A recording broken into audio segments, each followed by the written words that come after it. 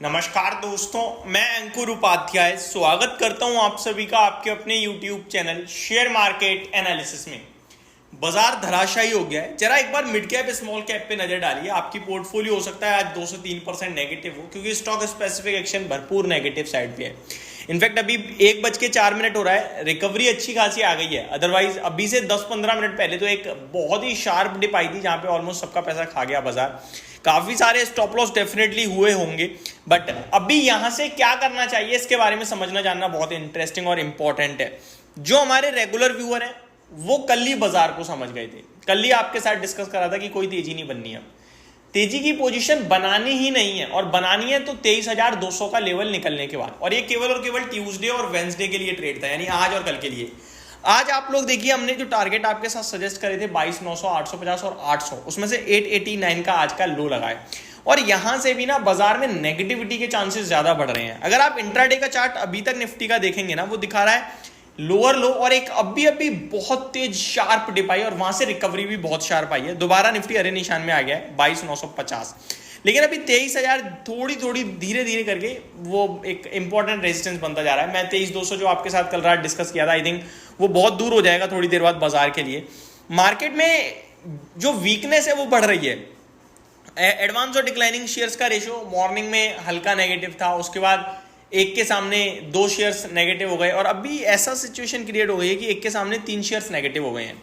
तो नेगेटिविटी फैल रही है थोड़ी सी। अब ऐसे में क्या करें क्या ना करें इंपॉर्टेंट है। देखिए, ऐसे में कुछ ना करें भाई साहब, वही सबसे इंपॉर्टेंट है।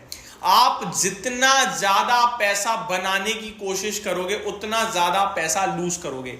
आप मेरे को बताओ, आपको तेजी दिख कहां रही है? पहली बात तो ये जो 21,800 से 23,100 तक की जर्नी देखी, इस बीच में क्या भागा?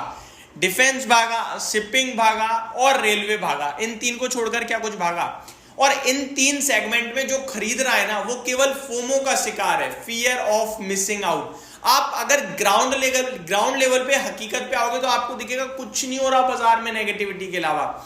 इंडेक्स 21,800 से 23,100 का लाइफ हाई लगा चुका है, 1,300 पॉइंट भाग गया, लेकिन स्टॉक्स में पोर्टफोलियो में दम ही नहीं है। अगर किसी की पोर्टफोलियो में डिफेंस, शिपिंग और रेलवे नहीं है तो उसका पैसा बना ही नहीं। आप निकालो ना स्टॉक्स, आप बताओ कौन सा शेयर भागा है?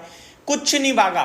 सेकेंड थिंग, डिफेंस, शिपिंग और रेलवे, अगर इन 3 सेगमेंट सेक्टर्स को भी मैं उठा लूं सरकारी कंपनियों में, तो फिर अब एक महीने में अगर मैं HAL की पर्टिकुलरली बात करूं तो 3700 वाला 5,500 हो गया। क्या हिम्मत होगी आपकी लेने की?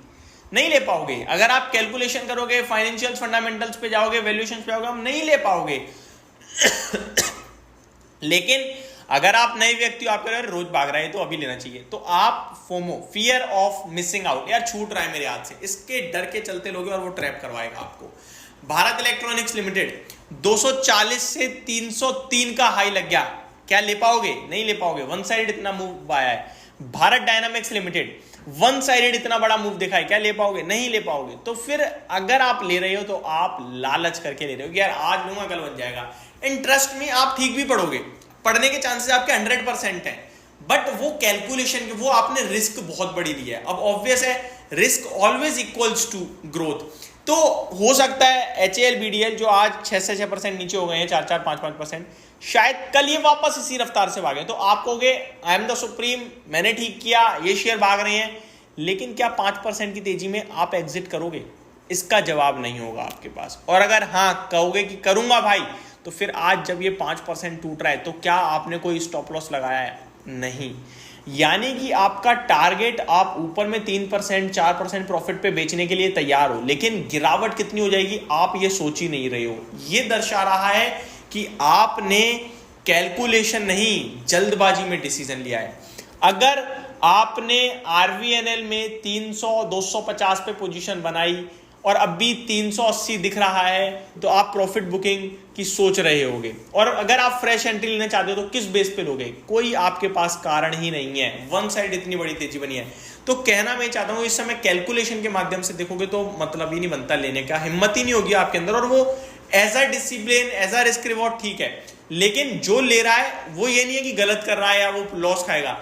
जो ले रहा है वो रिस्क बहुत बड़ी ले रहा है, और रिस्क मैं हमेशा कहता हूं कि ग्रोथ जितना रिटर्न देने की चांसेस रखती है, बट आपकी कैलकुलेशन नहीं है। आपका प्रॉफिट छोटा और लॉस बड़ा, तो एक ना एक बार तो आप फंस ही जाओगे। समझ रहे हो? अगर आपका प्रॉफिट बड़ा है, लॉस छोटा है, तो आप हमेशा पैसा बनाते रहोगे। लेकिन आपकी कैलकुलेशन में ऐसा आ रहा है कि आपका प्रॉफिट इतना सा है और लॉस पता ही नहीं है, तो वो तो आपको ले डूबेगा कभी भी, आज नहीं तो कल ले डूबेगा।